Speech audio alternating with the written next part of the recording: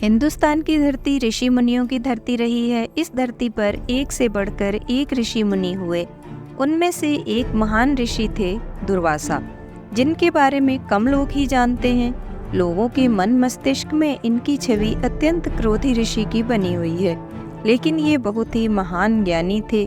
ये शिव पुत्र कहलाते हैं और इनका क्रोध भी शिव जी की भांति ही बेहद भयावह था। ये माता अनसुईया और महर्षि अत्रि के पुत्र थे। तो यह शिव पुत्र क्यों कहलाते थे और इनका गुस्सा इतना अधिक क्यों था, आइए जानते हैं। नमस्कार दोस्तों, स्वागत है आपका हमारे चैनल वन स्टॉप स्टोरीज में।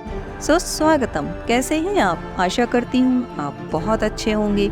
आज हम बात करने वाले हैं एक महान ऋषि की, जिनका नाम है महर्षि दुर्वासा। पौराणिक कथाओं के अनुसार एक बार भगवान शिव अत्यंत क्रोधित थे। उनके क्रोध को देखकर सभी देवी देवता भय से छिप गए, तो माता पार्वती ने उनके गुस्से को शांत किया। तो भगवान शिव ने अपने गुस्से को अत्रि की पत्नी अनसुईया के अंदर संचित कर दिया। इसके बाद माता अनसुईया ने एक बच्चे को जन्म दिया, जिसका नाम दुर्वासा रखा गया।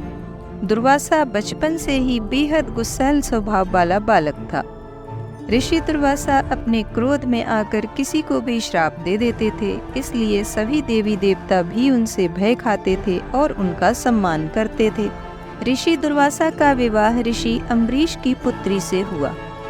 ऋषि अम्बरीश दुर्वासा की क्रोधाग्नि को जानते थे, इसलिए पुत्री के साथ कोई अनिष्ट न हो, इसके लिए भी चिंतित रहते थे। उन्होंने बेटी से कोई भूल हो जाए तो उसे क्षमा करने की प्रार्थना की। तो ऋषि ने उन्हें वचन दिया कि वह अपनी पत्नी के 100 अपराध क्षमा करते रहेंगे। दुर्वासा की पत्नी का नाम कंदली था, जो कि बहुत ही कर्मठ और समझदार थी।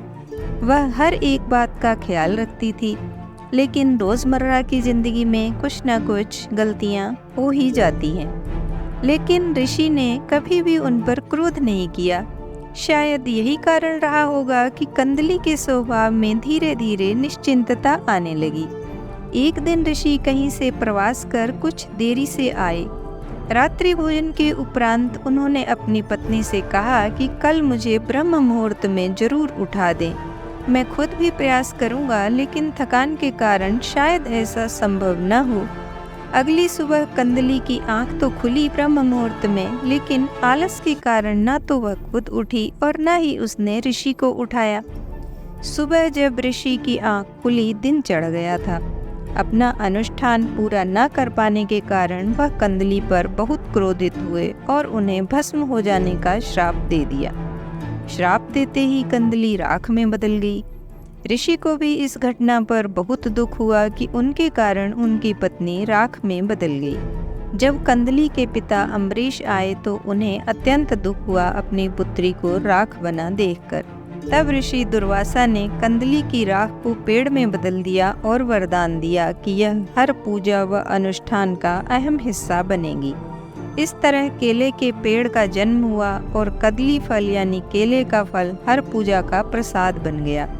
यही वजह है कि केले के पेड़ की गुरुवार को पूजा होती है।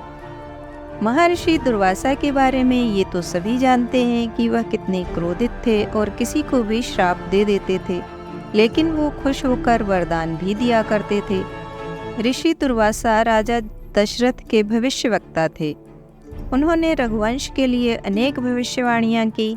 उन्होंने राम और सीता के वनवास के दौरान ही यह भविष्यवाणी कर दी थी कि इनका अलगाव निश्चित है। ऋषि दुर्वासा को क्रोधित करना जितना आसान था, उन्हें प्रसन्न करना उतना ही मुश्किल, या कहें कि उससे भी कहीं अधिक मुश्किल था। माता कुंती ने अपनी सेवा भावना से ऋषि दुर्वासा को प्रसन्न कर लिया था।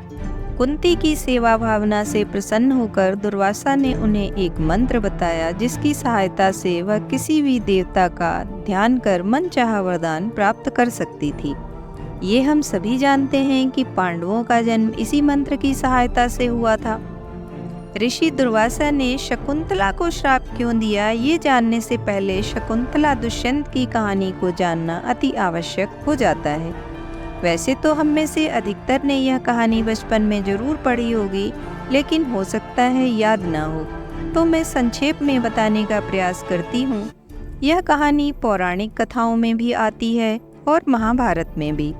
लेकिन सबसे लोकप्रिय है कवि कालिदास कृत अभिज्ञान शकुंतलम, जो एक विश्व कृति है। मुझे यह इसलिए अच्छे से याद है क्योंकि स्कूल टाइम में एक बार नाटक हुआ था, उसमें मैंने शकुंतला का किरदार निभाया था। खैर, कहानी पर फोकस करते हुए आगे बढ़ते हैं। शकुंतला विश्वामित्र और अप्सरा मेनका की संतान थी, जिसे मेनका ने जन्म के बाद जंगल में त्याग दिया था। कण्व ऋषि उसे अपने आश्रम में लाए, जहां वह पली बढ़ी। एक बार की बात है, शकुंतला हमेशा की तरह अपनी सखियों के साथ वन में विचरण कर रही थी। तभी वहां राजा दुष्यंत आखेट का पीछा करते करते पहुंचे। राजा ने शकुंतला को देखा तो देखते ही मंत्रमुग्ध हो गए। शकुंतला अप्सरा मेनका की पुत्री थी, वह अभिन्न सुंदरी थी। वह भी राजा दुष्यंत की तरफ आकर्षित हुई। दोनों ने गंधर्व विवाह कर लिया। कुछ समय पश्चात राजा दुष्यंत शकुंतला को एक अंगूठी निशानी के तौर पर देकर अपने महल लौट आए।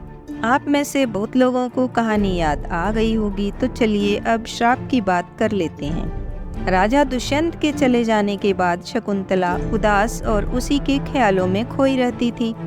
एक दिन ऋषि दुर्वासा ने आकर आश्रम में गुहार लगाई, लेकिन शकुंतला तो हमेशा दुष्यंत के ख्यालों में ही खोई रहती थी। उसने नहीं सुना तो दुर्वासा ने क्रोधित होकर श्राप दे दिया कि जिसके ख्यालों में खोकर तुमने हमें अनसुना किया है, वही तुम्हें एक दिन भूल जाएगा। हड़बड़ाकर शकुंतला उठी, उसने विनम्र प्रार्थना क्षमा याचना की तो ऋषि का हृदय पिघल गया और उन्होंने कहा, उसकी दी हुई कोई निशानी दिखाने पर तुम उसे फिर से याद आ जाओगी। तो ऐसे थे ऋषि दुर्वासा, कभी सख्त सख्त तो कभी नर्म नर्म। तो यह थी आज की कहानी। अच्छी लगी हो तो लाइक, कमेंट एंड शेयर करें। और हाँ, कितने लोगों को कहानी सुनकर अपना स्कूल याद आया, जरूर कमेंट करें। मैं फिर मिलती हूँ आपसे किसी अन्य रोचक कहानी या जानकारी के साथ। तब तक खुश रहें, खुशियाँ बांटें, अपनों का साथ और प्यार आपको हमेशा मिलता रहे। Thanks for watching.